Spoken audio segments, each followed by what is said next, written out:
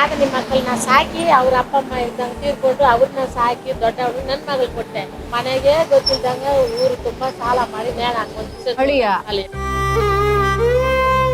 ಎಷ್ಟು ಮಾಡಿದಾರಂತೆ ಸಾಲ? 20 ಲಕ್ಷ ಸಾಲ ವಹಿಸ್ಕೊಂಡಿದೀವಿ. ಅದ ಮೇಲೆ 50 ಲಕ್ಷ ನಮ್ಗೆ ಗೊತ್ತಿಲ್ಲ. ಯಾರು ಕೆಲ್ಸ ಕೇಳ್ತಾ ಇಲ್ಲ ನನಗೆ. ಊಟಕ್ಕೂ ಇಲ್ದಂಗೆ ಕಷ್ಟ ಪಟ್ಕೊಂಡು ಇಲ್ಲಿ ಯಾರು ಪರಿಚಯ ಇಲ್ದಂಗೆ ನಮ್ಮನ್ನು ಕರೀತಾರೆ. ಒಳ್ಳೆಯವರ ಇದ್ರೂ ಕೂಡ ಯಾರು ಕರೀತಾರೆ? ಕರಿಯಲ್ಲ ಅಲ್ವಾ? ರೋಡಲ್ಲಿ ನಿಂತ್ಕೊಂಡ್ಬಿಟ್ಟೆಲ್ಲ ಬೇಜಾರಾಯ್ತು. ಒಳ್ಳೆ ಮನಸ್ಸು ಇದ್ದರೇನೆ ಕಷ್ಟ ಬಂತೆ. ಈಗ ಪಾಪ ನಿಮಗೆ ನಿಮ್ಮ ಅಳಿಯ ಸತ್ತಿದ್ದು ನಿಮಗೆ ಹೊಡ್ತಾ ಬಿತ್ತು.